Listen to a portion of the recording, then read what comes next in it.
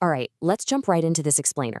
The year is August 2026, and we are staring down a truly fascinating paradox right at the heart of the global energy landscape. For years now, we've seen this massive, relentless push towards solar, wind, and green energy, right? But at the exact same time, the world's absolute hunger for electricity, driven by the explosion of artificial intelligence, electric vehicles, and factories moving back home, is triggering an unexpected, almost unbelievable comeback for natural gas power plants. 130 gigawatts. Just let that sink in for a second. That is the sheer volume of new gas-fired power plants that were ordered globally in 2025 alone. To put that into perspective, that's a 25-year high. It marks the second highest annual total on record. Just when the world thought it was pivoting away from fossil fuels for good, the orders for gas turbines absolutely skyrocketed. And the United States is absolutely leading this charge. Domestic investment climbed another 66% to hit over $50 billion in 2026. This domestic surge is helping drive global anticipated investment toward nearly $120 billion. In fact, this huge push has actually propelled the U.S. past China in gas-fired investment for the first time in decades. Just to give you an idea of the momentum, we saw an unprecedented 20 gigawatts ordered in just the first quarter of 2026. Now, to really grasp why this is happening, we need to understand the technology behind it. So how does a modern gas plant actually work?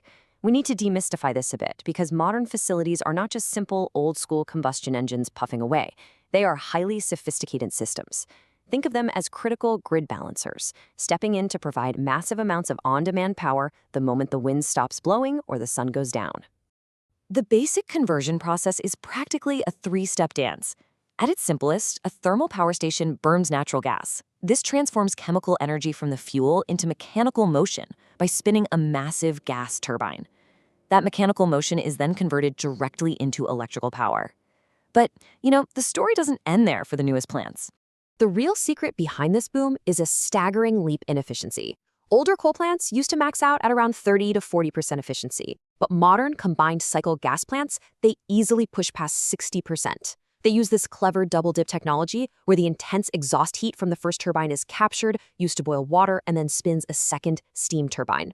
Take Turkey's new Kırklareli plant that went commercial in August 2026. Using an advanced GE Vernova turbine, it achieves over 63% net efficiency. Basically, you're getting a lot more electricity from a lot less fuel. So what exactly is driving this sudden global boom in 2026? Well, it's certainly not a coincidence. What we're looking at is a perfect storm of three converging factors that are literally reshaping global infrastructure as we speak. Here are your three main drivers. First, the AI data center explosion. Second, a general surge in electricity demand from economic growth, EV adoption, and industrial expansion, especially in booming areas like Texas. And third, the shale revolution, which has handed developers an incredibly abundant, low-cost domestic supply of natural gas in the U.S. Let's zoom in on that first point for a minute, because the sheer scale is mind-blowing. A single modern AI facility demands between 1 and several gigawatts of power. That is as much electricity as an entire major Western city. To put it another way, if data centers were a country, they would be the second largest global destination for gas turbines. U.S. tech-related orders alone hit nearly $14 billion in 2025. And that brings us to the absolute market frenzy we are seeing today. Siemens Energy flat out stated in June 2026 that they are booked out until fiscal 2028. This incredible, insatiable demand means that building new generation from scratch just isn't fast enough anymore. Take Ellis Power in Texas, for example. Their strategy right now is focusing heavily on acquiring proven existing assets, simply because buying a working plant is significantly faster than building a new one from the ground up to meet this skyrocketing demand. But what does this boom actually look like on the ground right now in August 2026?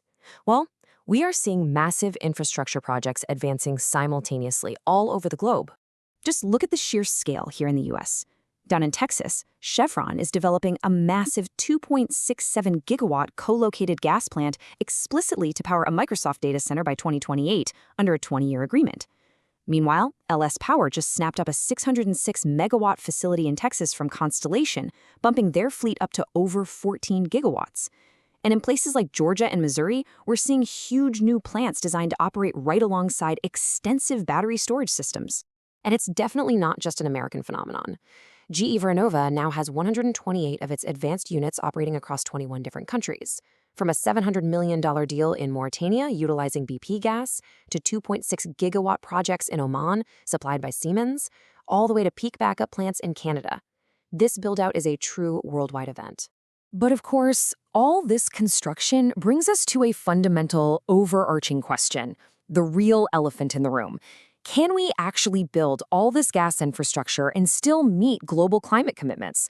There is a very real, palpable tension here between our society's absolute need for reliable, round-the-clock power and the undeniable environmental realities of fossil fuel emissions. It really comes down to a harsh trade-off. The benefit is pretty clear. Natural gas is significantly cleaner than coal, emitting roughly half the CO2 per unit of electricity. But the drawback is just as stark. Building these plants locks in fossil fuel infrastructure for decades. For example, that proposed Dominion plant in West Virginia, it's estimated to add 75,000 tons of greenhouse gases annually, plus nitrogen oxides and particulate matter into the atmosphere. And when you look at the global footprint, it is immense.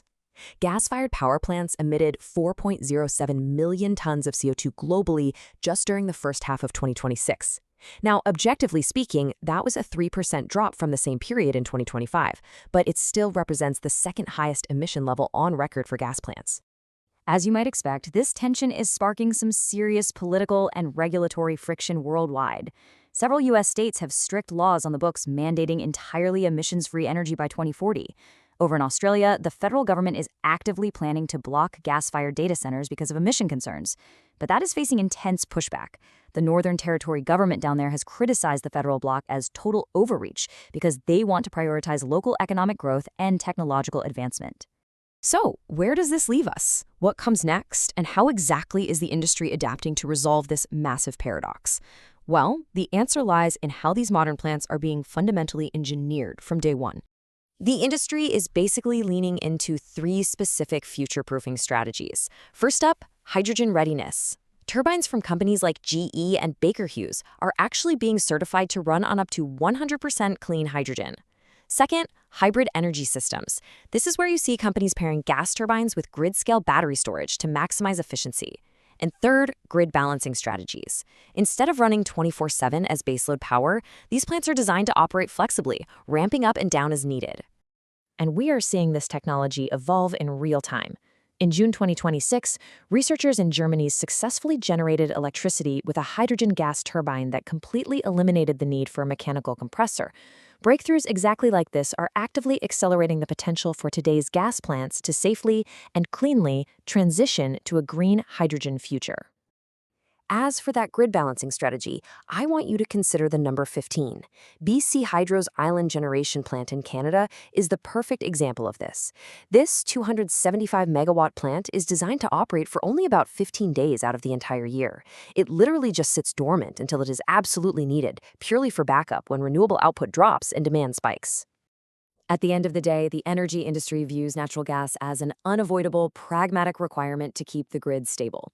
As GE Vernova points out, the sustained pressure on power systems worldwide from electrification, AI, and industrial expansion is immense.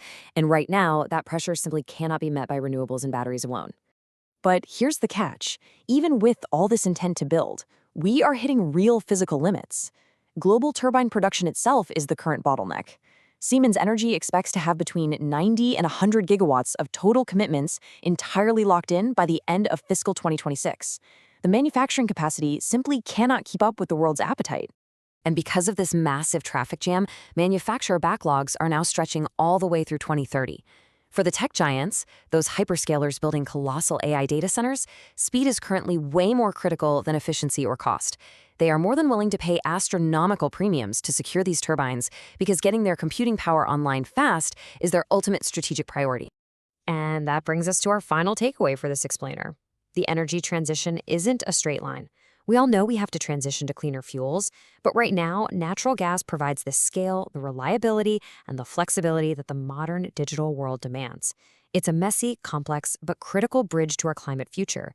The provocative question we have to leave you with today is, just how long will this bridge truly need to be?